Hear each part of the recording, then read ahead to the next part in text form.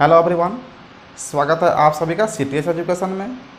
आज की वीडियो में हम लोग भारत के कुछ महत्वपूर्ण संवैधानिक पद हैं उसके बारे में चर्चा करेंगे, जिसमें हम लोग कवर करेंगे आज भारत के मुख्य न्यायाधीश, भारत के महान्यायवादी और नियंत्रक एवं महालेखा प्रेक्षक। इसमें हम लोग जानेंगे कि प्रथम महान्यायवादी या मुख्य न्यायाधीश या कैग के अध्यक्ष कौन थे और वर्तमान में कौन है और कौन से नंबर हैं के हैं। तो ये शुरू करते हैं। सबसे पहले हम लोग मुख्य न्यायाधीश से। मुख्य न्यायाधीश को सीजेआई भी कहा जाता है। सीजेआई का फुल फॉर्म होता है chief justice of India. Chief justice of India को ही भारत के मुख्य न्यायाधीश कहा जाता है और इनकी नियुक्ति राष्ट्रपति के द्वारा की जाती है। इसका डिटेल्स वीडियो हम लोग देख चुके हैं जब पॉलिटी पढ़ रहे थे। यदि आप मिस कर दिए हैं तो आप सीटीएस एजुकेशन के प्लेलिस्ट में जाएंगे पॉलिटी के, उसमें वो वीडियो आपको उपलब्ध मिल जाएगा। अब बात करते हैं कि प्रथम जो है मुख्य न्यायाधीश हमारा सीजेआई थे वो कौन थे। तो वो थे एसजे कन्या। ये प्रथम मुख्य न्यायाधीश रहे हैं भारत के। यदि वर्तमान की बात करें तो वर्तमान में है एस.ए. बोबड़े।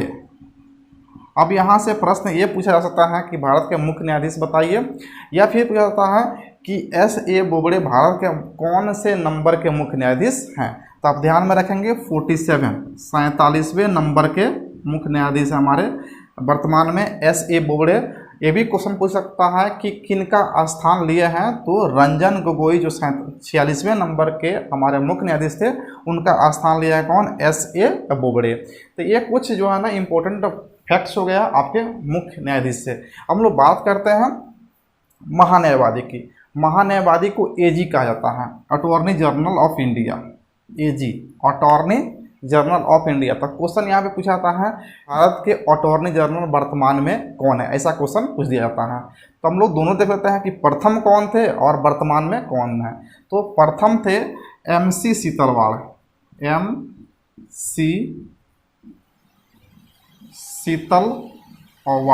और अभी तक का रिकॉर्ड है कि सबसे ज़्यादा जो कार्यकाल रहा है महान्यायवादी का MC सीतलवाड़ का 13 वर्ष का लगभग में कार्यकाल इनका रहा था, 1950 से लेकर 1963 तक। और जो वर्तमान में हैं वो हैं के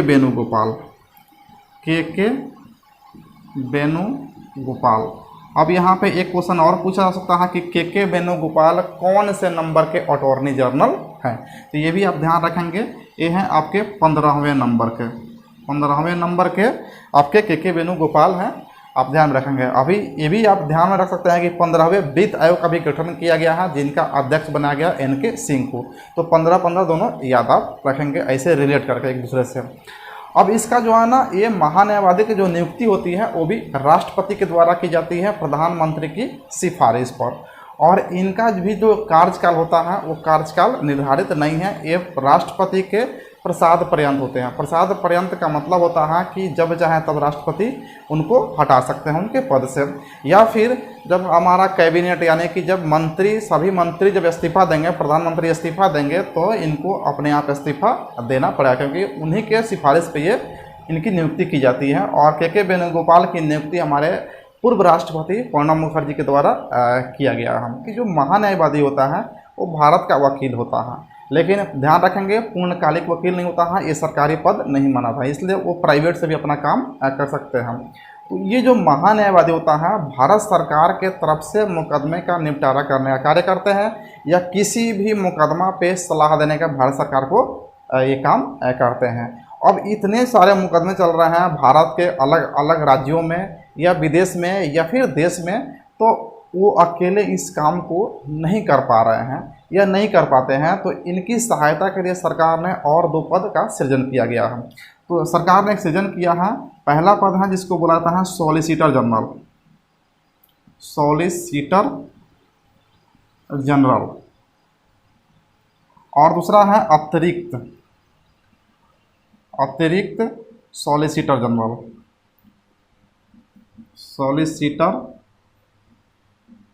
जनरल।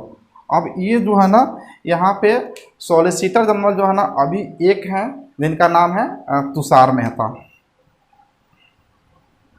तुषार मेहता। तो ये भी ध्यान में रखेंगे कि भारत के सॉलिसिटर जनरल कौन है, तो सॉलिसिटर जनरल अभी तुषार मेहता है। और ये सॉलिसिटर जनरल पद किस लिए सृजन किया गया है कि ये जो है ना हमारे महान्यायवादी की सहायता करेंगे। अतिरिक्त सॉलिसिटर जनरल जो है ना अभी दो आदमी है, एक है आपका M.K. जैन और दूसरा है आपका K.M. नटराज। M.K. जैन और सेकंड है आपके K.M. नटराज। तो ये भी क्या है, ये भी इनका जो पद रखा गया है, इनको किस लिए रखा गया है, तो ये भी सहायता करेंगे किसका, महान्यायवादी का। अब इनका पद कितना, एक दो कितना हो सकता है, तो वो डिपेंड करता है आपके सरकार पे, वो कितना रखा जाता है। अगर कार्य ज़्यादा है, मुकदमे ज़्यादा है, तो वो ज़्यादा भी इसमें वो सिलेक्शन कर सकते हैं, वो अपने सहूलियत के हिसाब से अपना पद रखते हैं। यहाँ पे 2 हो सकता है, 4 हो सकता है, 6, 5 कुछ भी हो सकता है। यहाँ ये पोस्ट जो है ना बढ़ घट सकता है, वो भारत सरकार पे डिपेंड करता है। तो ये कुछ हो गया आपके महान्यायवादी से संबंधित फैक्ट्स। हम लोग देखते हैं कैग के बारे में, जिसको बुलाता है नियंत्रक एवं महालेखा परीक्षक, या बुलाता है यहाँ पे CAG, controller of auditor general, और हिंदी में बोलता है नियंत्रक एवं महालेखा परीक्षक। अब ये नियंत्रक एवं महालेखा परीक्षक क्या करते हैं, तो जितने भी लेन देन होते हैं सरकार के तरफ से, जितनी भी निकासी होती है संचित निधि से, उनका जो है ना लेखा जोखा प्लस उसका ऑडिट करते हैं। तो ये ऑडिटिंग का काम करते हैं, जांच करते हैं कि जिस विभाग में जो पैसे दिया गया था उसका सही तरीके से खर्च किया गया है या नहीं किया गया है। जितने भी घोटाले उजागर होते हैं अभी, वो सब कौन करता है, आपका कैग ही करता है। और इसका जो प्रथम अध्यक्ष की बात करें तो प्रथम थे बी नरहरि, श्री बी नरहरि, और वर्तमान में इसके जो कैग के अध्यक्ष हैं वो है गिरीश चंद्र मुर्मू। गिरीश चंद्र मुर्मू, ध्यान आप दे रहे होंगे, गिरीश चंद्र मुर्मू को अभी जम्मू एंड कश्मीर के उपराज्यपाल, प्रथम उपराज्यपाल बनाया गया था, और अभी 8 अगस्त 2020 से ये पद ग्रहण किए हैं कैग के अध्यक्ष के। और एक किनका स्थान लिए हैं, तो इसके पहले जो थे आपके कैग के अध्यक्ष थे वो राजीव महर्षि थे, और राजीव महर्षि का स्थान कौन लिए हैं, गिरीश चंद्र महर्षि। 13वें नंबर के कैग के अध्यक्ष थे राजीव महर्षि, तो ये हो जाएंगे आपके 14वें नंबर के कैग के अध्यक्ष। 14वें नंबर के कैग के अध्यक्ष हो गए। तो ये हो गया कुछ इसका जो डिटेल्स हम लोग चर्चा किए थे वो वीडियो में कर चुके हैं। यहाँ पे हम लोग सिर्फ जो है ना फैक्ट्स जान रहे हैं ऑब्जेक्टिव एग्जाम के लिए, जैसे दरोगा, रेलवे और एसएससी के लिए। तो यहाँ पे हम लोग एक बार फिर से रिवीजन कर लेते हैं।